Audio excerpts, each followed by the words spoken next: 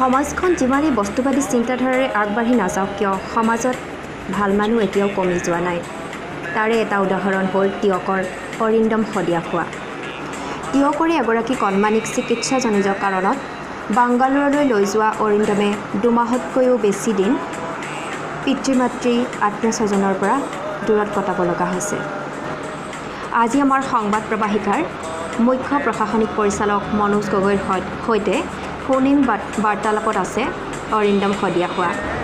আহকচোন আমি সুদূৰ বাংগালোৰত থকা অৰিন্দমৰ মনৰ কিছু কথা জানি লওঁ।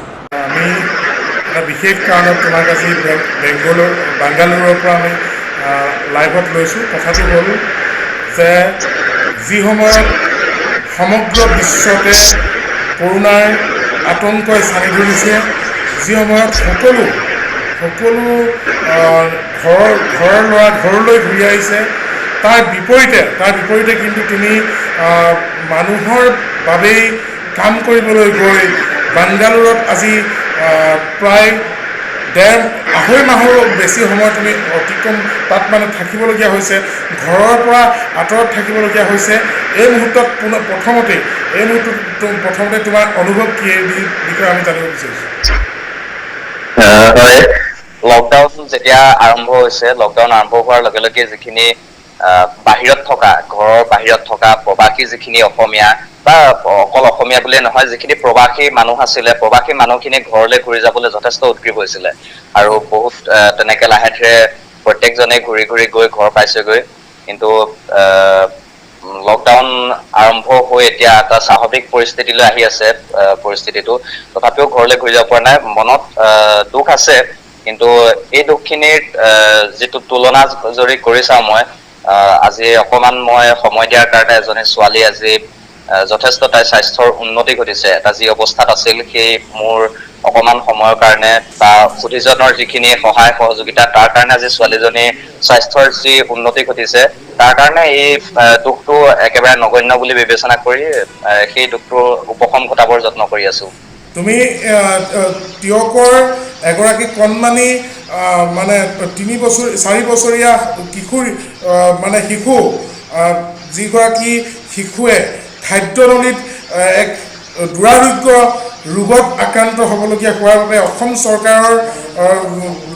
চৰকাৰৰ সহযোগত যি বাংগালোৰৰ নাৰায়ণা হৃদয়ালয় হস্পিটেলত উন্নত চিকিৎসাৰ বাবে গৈছিল, তাত তুমি গৈছিলা। ইতিমধ্যে তুমি জনাইছা যে কণমানিজনী সুস্থ হৈ পৰিছে।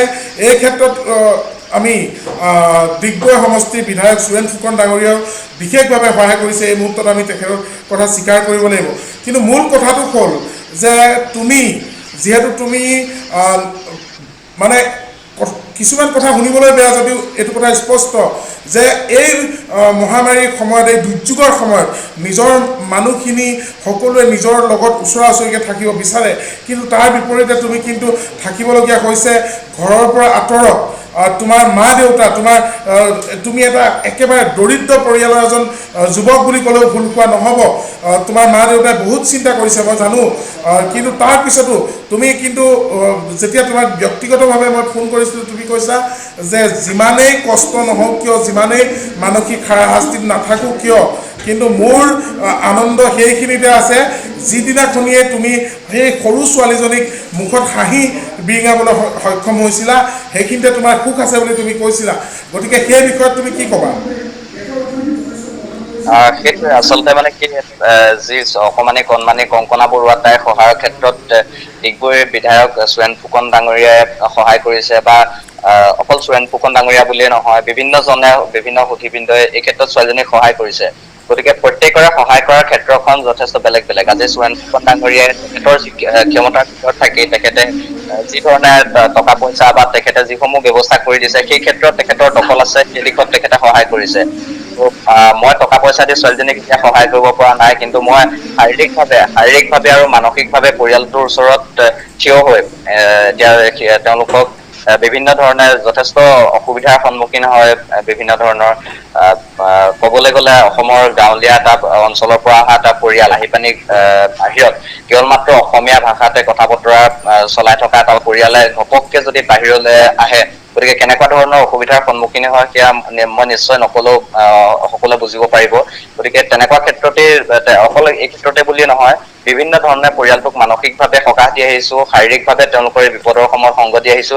গতিকে মই ইয়াতকে আৰু বিশেষ একো কৰিব নোৱাৰো, মই তেওঁলোকক টকা পইচা দি সহায় কৰিব নোৱাৰো। এইখিনিতে আৰু এটা প্ৰশ্ন তোমাক সুধিব বিচাৰো যে যি সময়ত বাংগালুৰুত এই ৰোগটো আটাইতকৈ বেছি সংক্ৰমণ হৈছিল, বিশেষকৈ তুমি য'ত আছিলা, শান্তি নিকেতনৰ পৰা অহা এগৰাকী মানুহৰ দেহত কিন্তু ইয়াত COVID-19 পজিটিভ অসমত অহাৰ পিছত পাইছিল বুলি সেই সময়ত খবৰ আহিছিল। আৰু আমি আটাইতকৈ সেই মুহূৰ্তত আটাইতকৈ বেছি আতংকিত হৈ পৰিছিলোঁ। তুমি নিজৰ মানে স্বাস্থ্যৰ ক্ষেত্ৰত কেনেধৰণে তুমি তোমাৰ মানে সচেতনতা অৱলম্বন কৰিছিলা, আমি চমুকৈ জানিব বিচাৰিছোঁ। আচলতে আমি যিডোখৰত আছো, বাংগালোৰ যিটো এলেকাত আছো, নাৰায়ণা হস্পিটেলৰ পৰা একেবাৰে ওচৰত, ইয়াৰ পৰা খুব বেছি আৰু 5 কিলোমিটাৰ বা 6 কিলোমিটাৰ আঁতৰত গ'লে মানে এটা কণ্টেইনমেণ্ট জোন পোৱা যায়, তাতে কৰোণাৰ সংক্ৰমণ আটাইতকৈ বেছি। বা হস্পিটেলতো বিভিন্ন সময়ত মাজে সময়ে কৰোণা ৰোগী মাজে সময়ে ওলাই থাকে, তাক লৈ পিনি আতংক হৈ থাকে। গতিকে এইখিনিক লৈ আতংকিত হ'বলগীয়া বিশেষ একো মানে চিন্তা কৰিবলগীয়া বিশেষ নাই। আচলতে সাৱধানতাই, সচেতনতাই এই কৰোণাৰ সংক্ৰমণটো ৰোধ কৰিব পাৰে। আৰু যাৱতীয় যিখিনি ব্যৱস্থা চৰকাৰৰ ফালৰ পৰা যিখিনি নীতি নিৰ্দেশনা দিছিলে সংক্ৰমণ প্ৰতিৰোধৰ কাৰণে, সেই সংক্ৰমণ প্ৰতিৰোধী গোটেই নীতি নিয়মখিনি মানি চলিছো, আৰু মানি চলাৰ কাৰণে আজি এনেকুৱা এটা অৱস্থা তেনেকে থাকিব পাৰিছে। গতিকে বাকী সকলোকে আহ্বান জনাইছো যে আতংকিত হ'বৰ কোনো প্ৰয়োজন নাই, কেৱল মাত্ৰ সাৱধানতা অৱলম্বন কৰিলে ইয়াৰ পৰা হাত সাৰি থাকিব পাৰে। আমি তোমাৰ পৰা এটা মাত্ৰ 1 মিনিটৰ ভিতৰত আমি সংযোগ বিচ্ছিন্ন কৰিব লাগিব, যিহেতু আমাৰ হাতত সময় খুব কম। শেষত আমি গম পাইছোঁ যে 2-3 দিনৰ পিছত তোমালোকৰ অসমলৈ অহা মানে যিখিনি ধৰ প্ৰক্ৰিয়া, এই প্ৰক্ৰিয়াটো আৰম্ভ ইতিমধ্যে হৈছে। ইতিমধ্যে ডিগবৈ সমষ্টিৰ বিধায়ক সুৰেন ফুকন ডাঙৰীয়াই এই ক্ষেত্ৰত উদ্যোগ লৈছে।